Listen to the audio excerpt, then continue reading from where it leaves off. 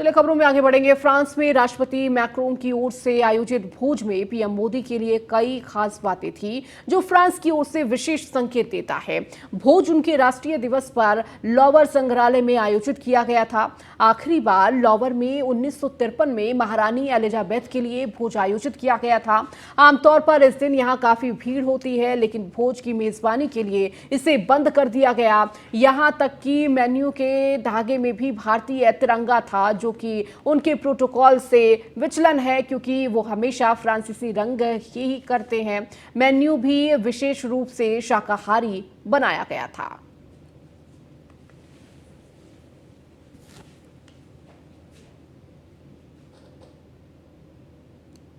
तो प्रधानमंत्री नरेंद्र मोदी ने फ्रांस के राष्ट्रपति मैक्रोन को तोहफे में चंदन की लकड़ी से बना सितार भी गिफ्ट किया है। तो मैक्रोन के अलावा पीएम मोदी ने उनकी पत्नी और फ्रांस की प्रधानमंत्री को भी तोहफे दिए।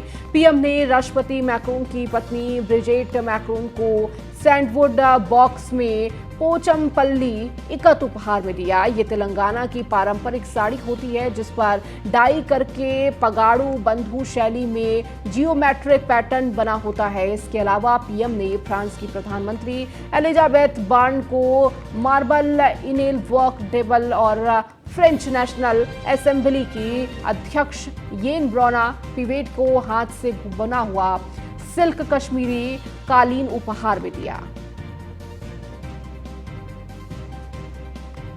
तो प्रधानमंत्री नरेंद्र मोदी फ्रांस दौरे पर है। इस दौरान राष्ट्रपति मैक्रोन को तोहफे में चंदन की लकड़ी से बना सितार गिफ्ट किया।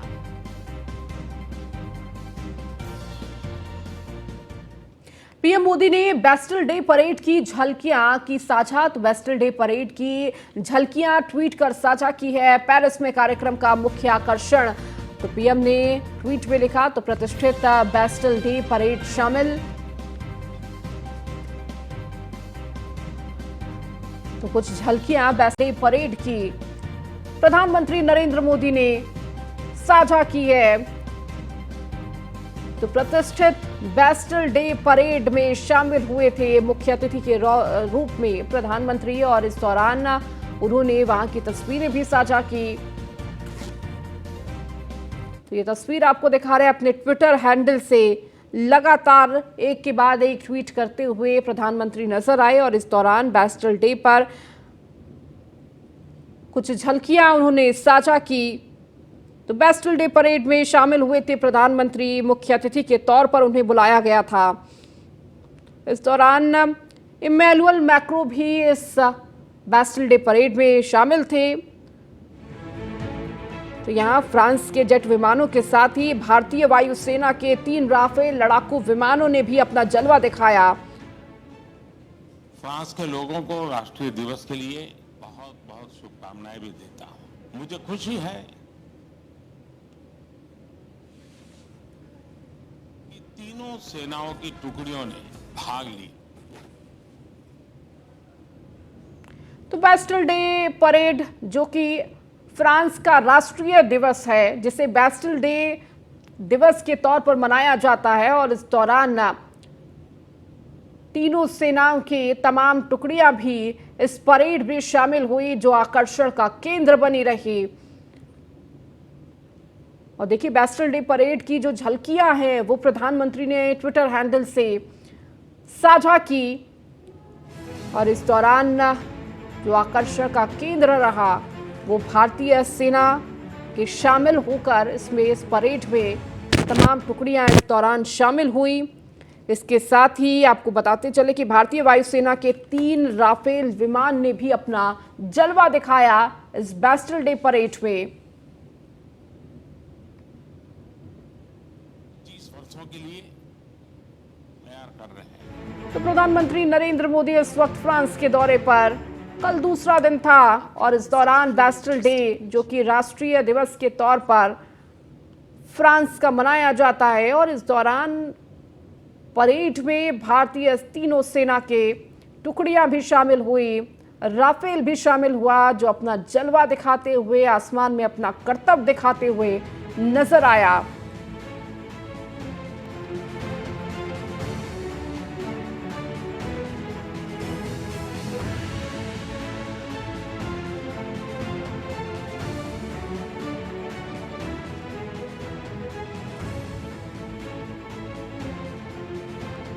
तो आपको बता दें कि प्रधानमंत्री नरेंद्र मोदी इस वक्त फ्रांस में मौजूद है और कल चूंकि फ्रांस का राष्ट्रीय दिवस था और इस दौरान भारत और फ्रांस की दोस्ती देखने को मिली। खबरों में आगे बढ़ेंगे। कांग्रेस की संसदीय रणनीति समूह की आज बैठक है। शाम 4:30 बजे रणनीति समूह की यह बैठक होगी। सोनिया गांधी के आवास पर यह बैठक होगी। मॉनसून सत्र में उठाए जाने वाले मुद्दों पर होगी चर्चा। 20 जुलाई से शुरू होगा संसद का मॉनसून सत्र और इसे लेकर आज कांग्रेस मंथन करेगी कि कौन कौन से ऐसे मुद्दे हैं जो उठाए जाने हैं और जिन पर चर्चा की जाएगी। तो संसद में मॉनसून सत्र को लेकर कांग्रेस की ये बैठक और इस दौरान कांग्रेस अपने संसदीय रणनीति समूह के साथ आज बैठक करेगा। तो शाम 4:30 बजे का वक्त है जहां रणनीति समूह की होगी ये बैठक। इसके साथ ही सोनिया गांधी के आवास पर यह बैठक आयोजित की गई है। इस दौरान मॉनसून सत्र में उठाए जाने वाले मुद्दों पर चर्चा होगी। तो 20 जुलाई से शुरू होगा संसद का मॉनसून सत्र और उससे पहले ये बैठक कांग्रेस की जहां विपक्ष तमाम मुद्दों को उठाता हुआ नजर आएगा और जिसकी तैयारी में कांग्रेस है।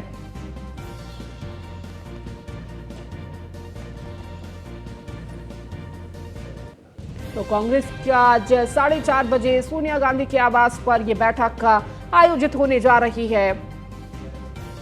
तो 20 जुलाई से शुरू होगा संसद का मॉनसून सत्र और उससे पहले तैयारियां कि आखिर किन किन मुद्दों को संसद में उठाया जाना है। शाम 4:30 बजे रणनीति समूह की यह बैठक होगी।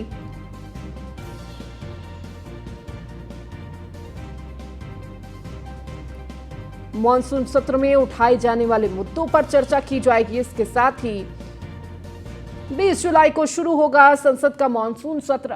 पीयूष तिवारी हमारे संवाददाता हमारे साथ जुड़ चुके हैं। पीयूष, 20 तारीख से मॉनसून सत्र शुरू होना है और उससे पहले विपक्ष की तैयारी। आज ये बैठक कांग्रेस की होने वाली है जिसमें सत्र में कौन कौन से मुद्दे उठाए जाएंगे इस पर चर्चा होगी।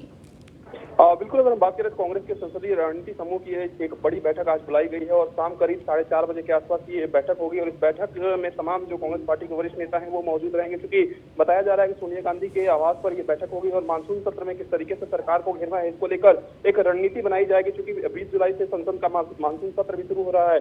ऐसे में पूरी तरीके से कांग्रेस पार्टी की बात करें, तमाम विपक्षी दलों की बात करें, तैयारी की जा रही है कि किन किन मुद्दों पर सरकार को घेरना है और इसी कड़ी में कहीं ना कहीं ये बड़ी बैठक जो है कांग्रेस पार्टी की ओर से कहीं ना कहीं बुलाई गई है। और इस बैठक में आप चाहे यूसीसी की बात करें या अन्य विषयों पर महंगाई को लेकर भी जो सरकार को घेरने का जो प्रयास है वो कांग्रेस पार्टी कर सकती है।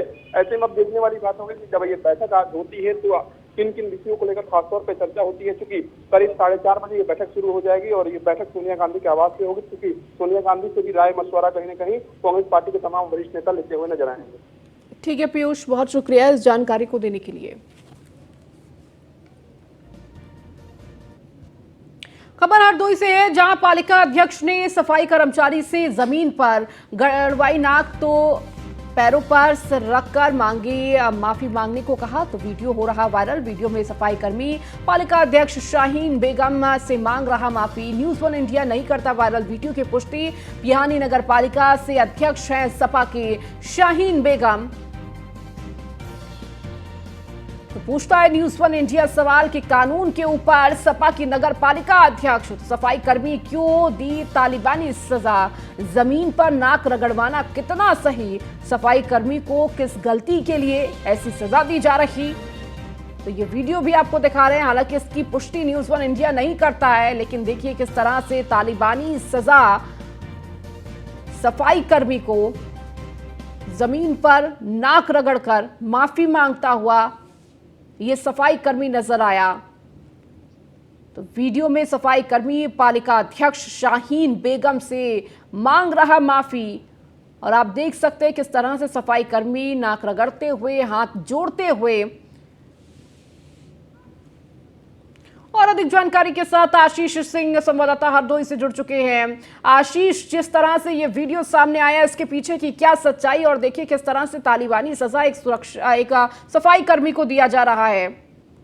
देखिए, दबंगई की सारी हदें पार कर दी जाती हैं। उस तरीके का मामला बिहानी नगर पालिका में सामने आया है, जहां पर नगर पालिका की जो अध्यक्षा है, महिला अध्यक्षा है, उन्होंने सफाई कर्मी किस तरीके से देखो लेट के माफी मांग रहा है और किस तरीके से ये दिखाई दे रहा है तस्वीरों में, तो साफ तौर पर देखा जा सकता है कि एक सफाई कर्मी के साथ इस तरीके का बर्ताव योगी सरकार में काफी दयनीय है। जी बिल्कुल आशीष, और देखिए पालिका अध्यक्ष किस तरह से मनमानी नजर आ रही है और लगातार इस तरह से वीडियो जो वायरल हो रहे हैं, तमाम सवाल भी खड़े हो रहे हैं। बहुत शुक्रिया आशीष इस जानकारी को देने के लिए।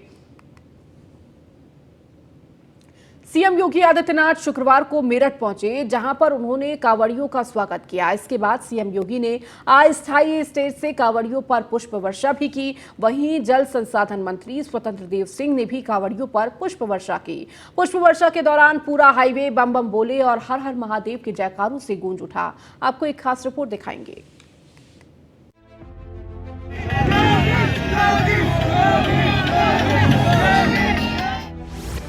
सीएम योगी ने किया कांवड़ियों का स्वागत। सीएम योगी ने कांवड़ियों पर बरसाए फूल। बम बम भोले से गूंजी मेरठ नगरी। सावन का महीना और कांवड़ दोनों एक दूसरे के पूरक हैं। सावन का पूरा महीना बम बम भोले के जयकारे से गूंजता है और कांवड़ियों के बीच खुद सीएम हो तो कहने ही क्या। कांवड़ियों का जत्था और भक्ति उत्साह प्रेम की मानो गंगा यमुना की त्रिवेणी बह रही हो।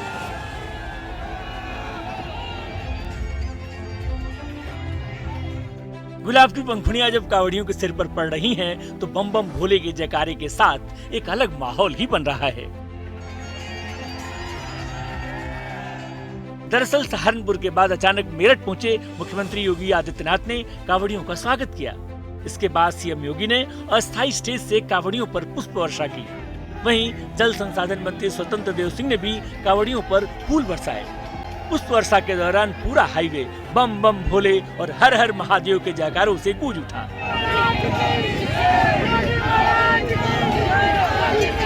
इसके पहले सीएम योगी का हेलीकॉप्टर केंद्रीय आलू अनुसंधान संस्थान मोदीपुरम में उतरा।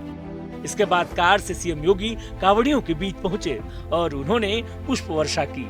इस दौरान कांवड़ियों ने योगी योगी के जमकर नारे लगाए।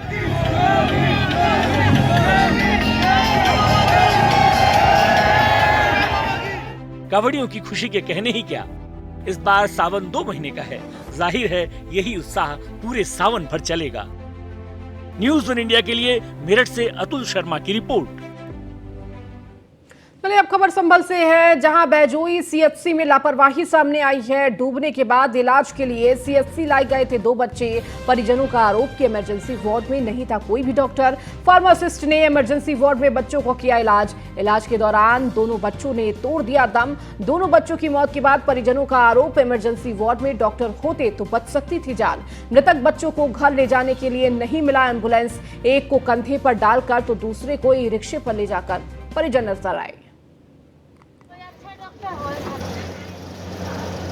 डूबने के बाद इलाज सीएचसी पे लगाए गए आरोप कि बच्चों का इलाज सही तरीके से नहीं हुआ। फार्मासिस्ट ने इमरजेंसी वार्ड में बच्चों का इलाज किया। अगर डॉक्टर मौजूद होते तो शायद बच्चे बच जाते। और देखिए इस अस्पताल की हालत की एम्बुलेंस तक मुहैया नहीं कराई गई। तो दोनों बच्चों की मौत के बाद परिजनों का आरोप कि सामुदायिक स्वास्थ्य केंद्र में डॉक्टर मौजूद नहीं थे। इमरजेंसी वार्ड में अगर डॉक्टर पहुंचे होते तो बच्चों की जान बच जाती। और देखिए किस तरह से मृतक बच्चों को घर ले जाने के लिए भी एम्बुलेंस तक मुहैया नहीं कराई गई। मुजम्मिल दानिश हमारे संवाददाता हमारे साथ जुड़ चुके हैं। मुजम्मिल, ये कैसी तस्वीर लगातार, जहां एक तरफ स्वास्थ्य व्यवस्थाओं को दुरुस्त करने की बात कही जाती है तो दूसरी तरफ इमरजेंसी वार्ड में डॉक्टर मौजूद नहीं और बच्चों के शवों को जब ले जाया गया तो एम्बुलेंस तक मुहैया नहीं कराई गई। मैं आपको बता दूं कि जिस तरह से सीधे तौर पर स्वास्थ्य विभाग की संभल में जो कि ये मुख्यालय है और यहाँ पर सीएमओ बैठती है, नजदीक में ही ये सामुदायिक स्वास्थ्य केंद्र है। यहाँ चितौड़ा एक रोड पर जिस तरह से तालाब में 2 बच्चे डूबे थे और इन दोनों बच्चों को वहां से परिजन लेकर आए। लेकिन बताया जा रहा है, जिस तरह का आरोप है कि करीब 15 से 20 मिनट वहां पर किसी डॉक्टर ने उनको नहीं देखा गया। फिलहाल उसके बाद जब उनको चेकअप किया गया तो उसके बाद मृत्यु घोषित किया गया। बताया जा रहा है कि दोनों बच्चे वहां बकरियां चरा रहे थे, जो पास में तालाब था वहां जाकर डूब गए थे। आसपास लोगों ने उसको निकाला है। लेकिन कहीं ना कहीं जिस तरह से जिला अस्पताल के स्वास्थ्य की कई बार इस तरह की तस्वीरें चाहे संभल के जिला अस्पताल हो, जी। अब चाहे मुख्यालय के जिला अस्पताल हो, बड़ी लापरवाही आई है। और फिलहाल जिस तरह से, और दूसरी तस्वीर बहुत ही मानवीय संवेदना को झंझोड़ने वाली है कि जो शव था कांधे पे लेकर उसका पिता जा रहा था, और दूसरा जो शव है वो रिक्शा में उनके परिजन लेकर गए हैं। ये दोनों साथी छात्र बताए जा रहे हैं। फिलहाल उनकी मौत से पूरे गाँव में कोहराम मचा है। और जिस तरह से सवाल किया गया जो वहां पर ड्यूटी पर थे, उन्होंने कहा कि जो इमरजेंसी में डॉक्टर गए थे, दूसरा वार्ड बॉय, और वो लोग इसका चेकअप कर रहे थे। लेकिन दयनीय तस्वीर लगातार सामने आई है, लेकिन अभी तक स्वास्थ्य विभाग के प्रति कोई भी सख्त कार्रवाई नहीं कर रहा है, और लगातार इस तरह की तस्वीरें संभल में आती नजर आ रही हैं। ठीक है मुजम्मिल, बहुत शुक्रिया इस जानकारी को देने के लिए। फिलहाल इस बुलेटिन में इतना ही। बने रहिए न्यूज़ 1 इंडिया के साथ।